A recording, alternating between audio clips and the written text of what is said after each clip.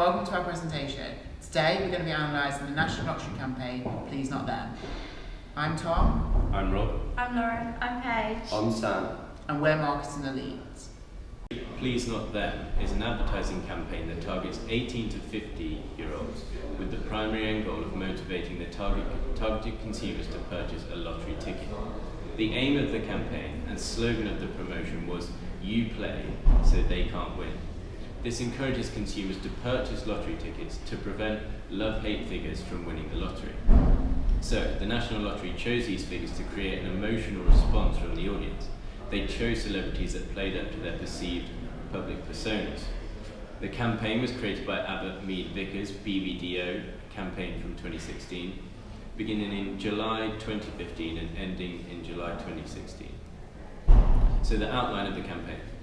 The campaign was highly integrated and rolled out through several media channels. So you had digital, the hashtag Please Not Them was used to support the campaign. Television, the flagship media, television campaign was used. And there was also print. The campaign was promoted through all media types to address the target audience. So we've got a quote from the lottery which says, "If the campaign was going to appeal to everyone, it needed universal human insight. Every player has dreams, but our inspiration was in seeing people's reactions to other people's dreams. Over the years, in research groups, there was often the occasional imaginative or eccentric player who had a more unusual set of plans for the money. At this point, the other players tended to shuffle uneasily, thinking about how much better their dreams would be. It was this idea that gave us the inspiration to create a campaign that united the nation by rallying them against some other ridiculous dreams," and that was from Walk 2016. Creative approach. The Please Not Them campaign is based on mass appeal using visual advertising as its main driver and medium. This is combined with the use of a digital hashtag to maximise the combination of TV and digital channels. Sorrentino described the explosion of digital content on the internet, which has created a revolution in the way the words are used to communicate a message. There are now countless ways for advertising and marketing messages to be communicated via digital means, for example emails, RSS feeds, instant messaging services, and social media networks such as Facebook and Twitter. A tone of voice was used throughout the creative approach. The tone of voice in this instance is humour. Humour was used to address the mass appeal and give the lottery an approachable brand image. The tone of voice has been appropriate for the target consumer, which we will outline in the future slides. Sorrentino also stated that for a brand you have to find the tone of voice. It can't be yours or all your work will sound the same, which may seem obvious but is surprisingly a common mistake. Emotional appeal. Whilst humour attracts attention due to its intricate nature, it is a complex process that must be understood to be effective. Please Not Them uses emotional appeal to attract its audience in the form of humour. As stated by Sternhill and Craig, advertising campaigns can only appeal to a consumer through emotional and humour if the complex process of achieving this is understood fully, i.e. the parameters of the target consumer, humour and knowledge is taken into account. The following slides cover the target audience of the Please Not Them campaign. Only when the targeted demographic is understood can emotional appeal be effective. The emotional appeal of humour is used to trigger the motivation and need for the consumer to purchase a lottery ticket. Once a need has been activated, a state of tension exists and drives the consumer to attempt to reduce or eliminate the need. However, the campaign has also a secondary promotional incentive, and that is to raise awareness of the brand and increase share of voice. Although there are no direct competitors to the National Lottery, they are competing to attain consumers' disposable income. Emotional appeal. Freud's superego. The ego develops in order to mediate between the unrealistic idea and the external real world. Freud, 1933. This fundamentally explains the drivers behind the motivation of consumers' experience when purchasing a lottery ticket. The Please Not Them campaign appeals to the consumer's ego, allowing the unrealistic realizations of the idea, i.e. gaining automatic wealth and social status, etc., and brings them to life, brings them into the external real world. The superego is the morals of society and the lottery ticket, and the Please Not Them campaign helps to mitigate the consumer's idea, expectations, and the acceptable procedure of purchasing a lottery ticket.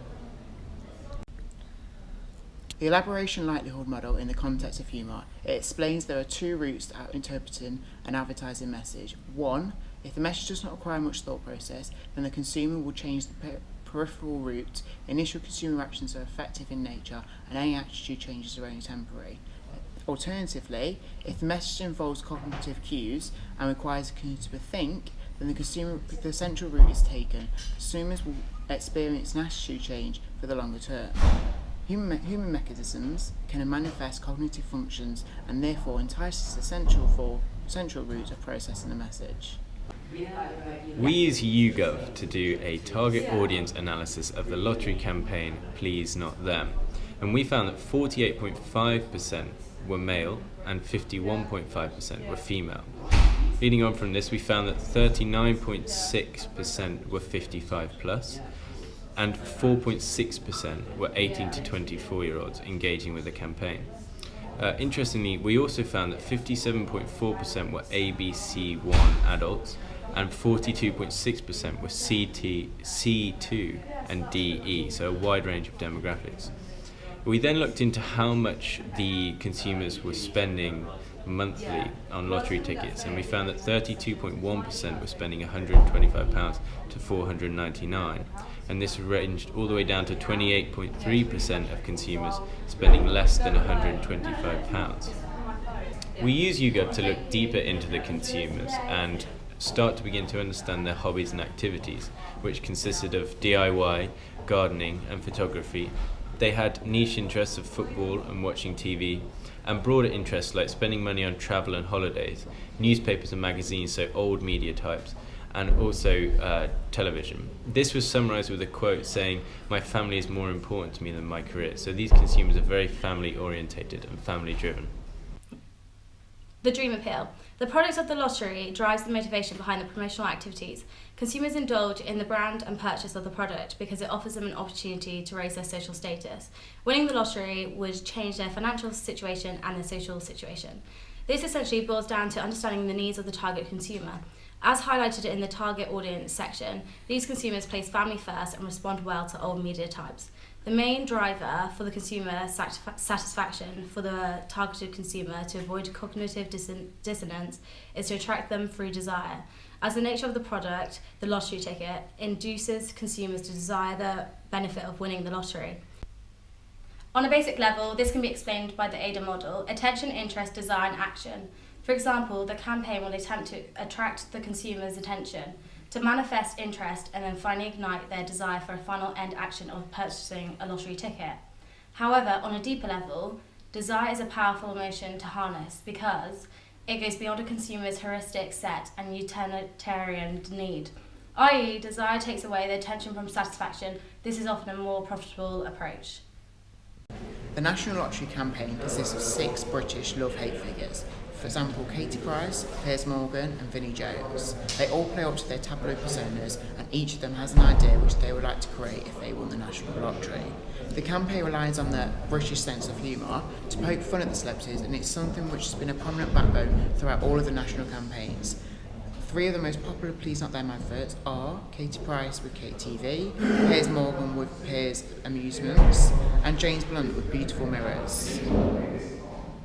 Please Not Them is a high-quality TV campaign requiring a high-budget, CGI images and a variety of locations.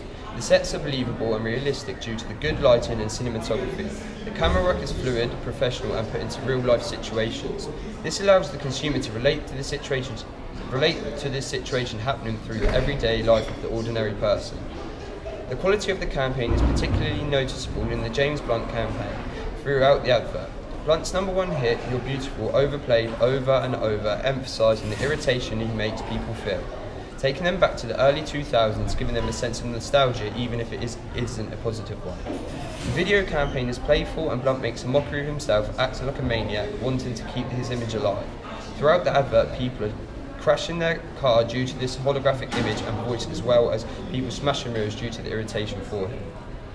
The main themes of the campaign are love and hate. They're all Marmite figures. You either appreciate them for what they are or people dismiss them and dislike the celebrities.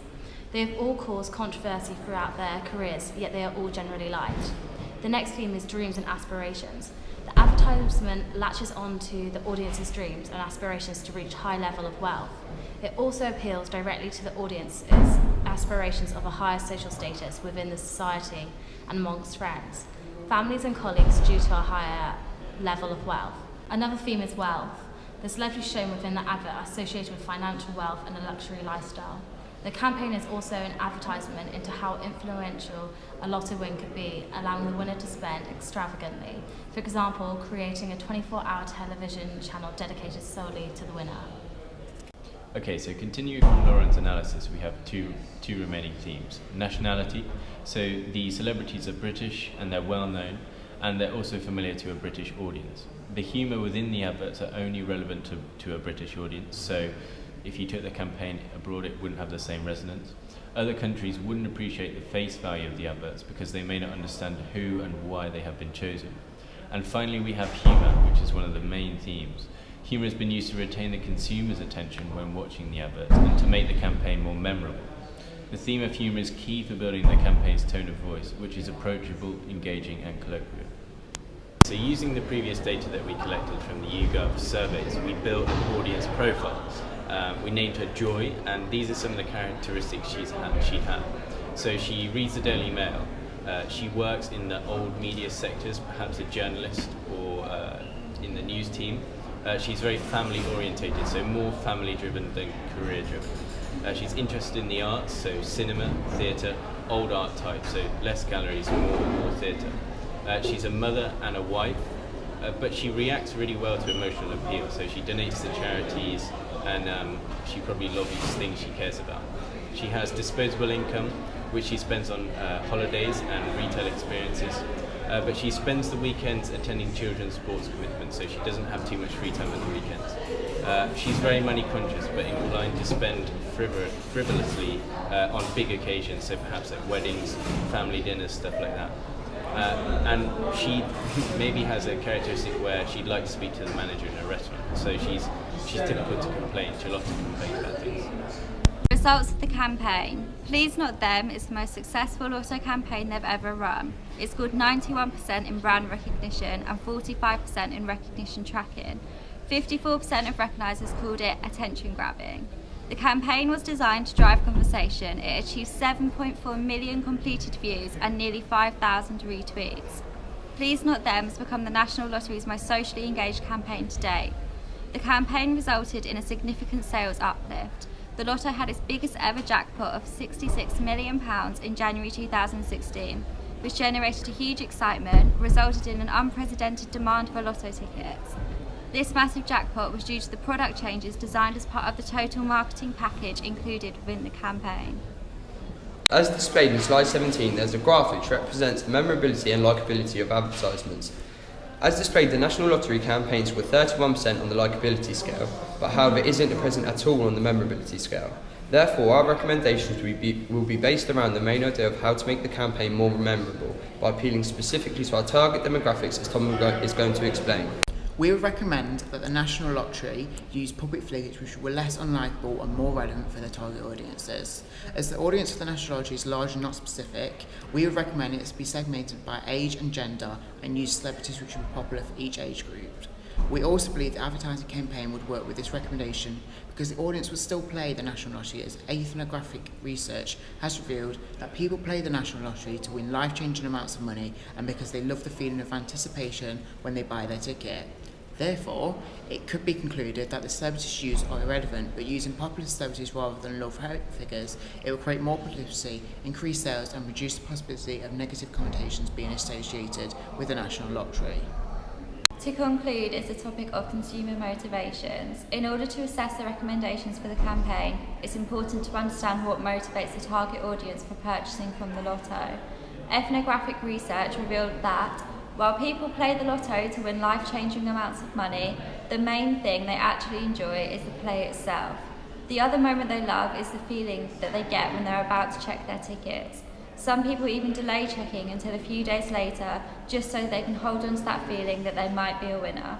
They don't just play for the draw and the chance to win a potentially life-changing sum.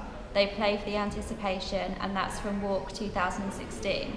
There are two main drivers of consumer motivations that we found. One being that money isn't everything. Marketers often emphasise cash prizes when promoting lottery tickets, but our research indicated that this isn't always the best approach. As it turns out, enjoyment is a huge factor for consumers. Overall, 40% of consumers enjoy playing lottery games that are for fun instead of actually cash-based. The second theme is that not everyone expects to win. Our research shows that only 75% of players believe that they'll eventually win the lottery. That's a great majority, but it also means that 1 in 4 people play without the expectation to win. To conclude and sum up is a quote from Ferguson 2016, which is, when crafting communications to players or participants, it needs to be considered that winning the lottery is not necessarily their only motivation. You need to speak to other aspects of the lottery game that might attract them to play. Yeah, thanks for listening. No. Thank you for listening. Thank you for listening. Thanks for listening. Thanks for listening to our presentation.